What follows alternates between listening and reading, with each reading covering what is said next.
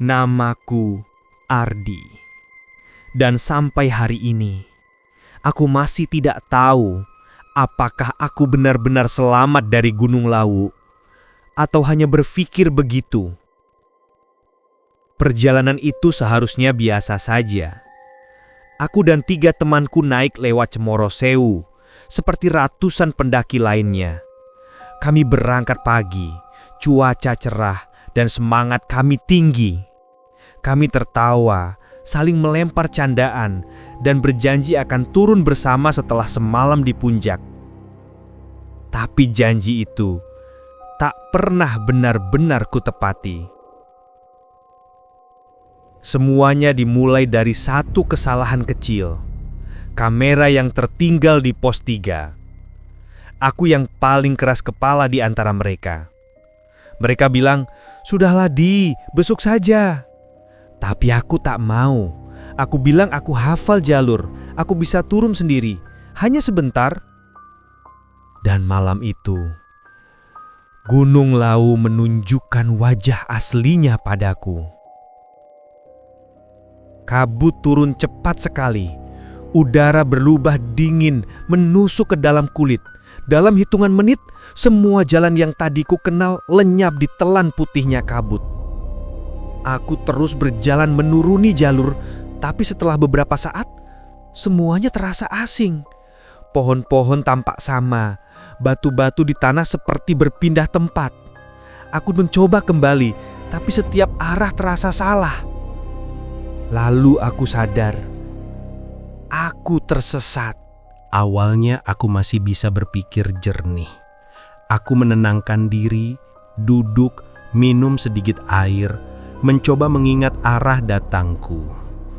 Tapi saat hening benar-benar mengambil alih, aku mendengar sesuatu. Langkah kaki, pelan, teratur, dari belakang. Dan setiap kali aku berhenti, suara itu ikut berhenti. Aku memanggil, "Halo?" Tidak ada jawaban, hanya suara nafasku sendiri yang terdengar di antara kabut. Malam makin gelap, senterku mulai redup, dan saat aku menoleh untuk memastikan arah, aku mendengar bisikan sangat dekat, tepat di telingaku. "Kau salah jalan, Ardi." Aku membeku. Tidak ada siapa-siapa di sana. Tapi aku tahu aku tidak berhayal. Suara itu nyata. Pelan, datar, tapi sangat jelas. Dan anehnya, aku tidak merasa takut. Aku merasa dituntun.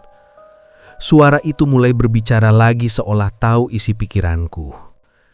Katanya, jalur yang kutempuh salah. Katanya, ada jalan lain yang lebih cepat. Dan aku, bodohnya, percaya. Aku mengikuti arah yang dia sebutkan. Langkah demi langkah, menuruni jalur yang makin lama makin sempit. Tanahnya lembek, licin, dan dingin seperti baru diguyur hujan. Kabut makin pekat, senterku nyaris tak berguna. Tapi suara itu terus ada, terus memanggil. Kadang di kanan, kadang di kiri. "Sedikit lagi, Ardi. Kau hampir sampai." Entah kenapa, kalimat itu membuatku terus berjalan. Aku tak tahu kemana, tapi aku merasa aku sedang menuju sesuatu. Sesuatu yang menungguku. Di tengah perjalanan, aku mulai mencium bau aneh. Bau kemenyan, bercampur dengan sesuatu yang lebih kuat, seperti darah besi. Lalu dari kejauhan terdengar suara gamelan. Lembut tapi jelas. Suara yang seolah datang dari dalam kabut itu sendiri. Aku berhenti. Di depan mataku ada kilatan cahaya kecil, seperti lampu tenda. Akhirnya pikirku, aku menemukan orang lain. Aku berlari. Langkahku cepat, nafasku berat dan jantungku berdetak kencang.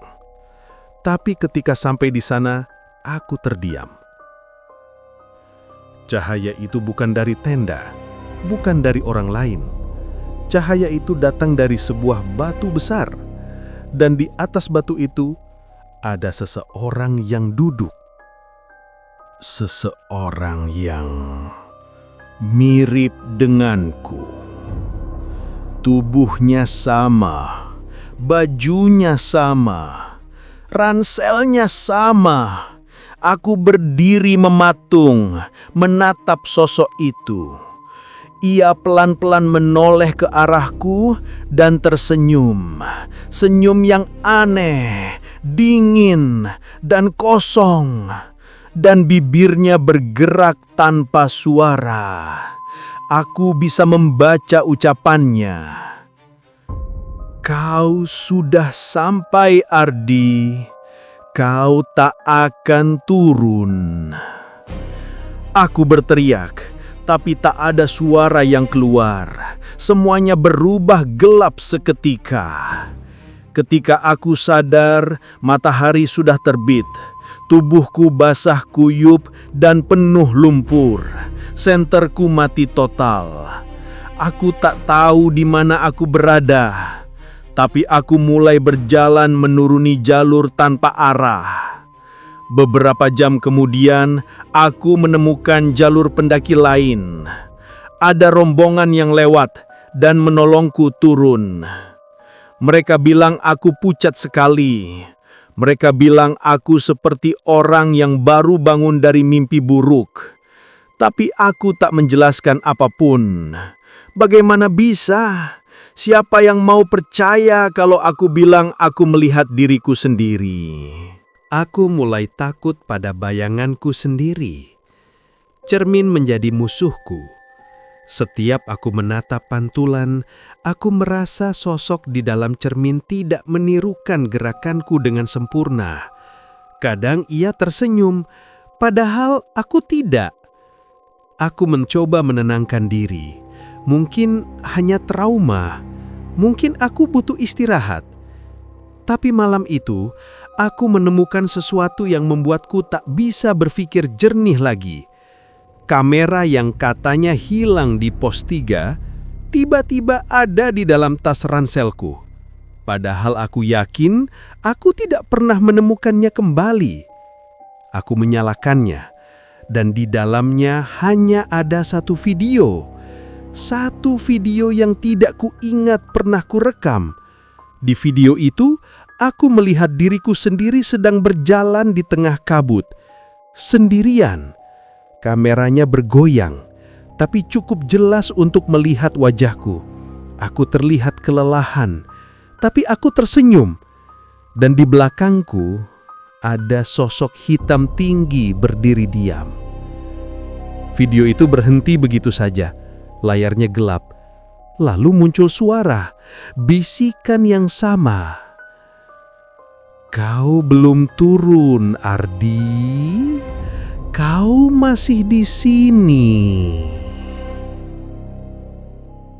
Sejak malam itu, aku tidak tahu lagi mana yang nyata. Kadang aku merasa rumahku berubah bentuk.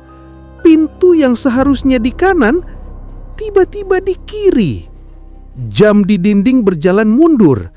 Dan ketika aku menatap ke jendela, aku melihat kabut.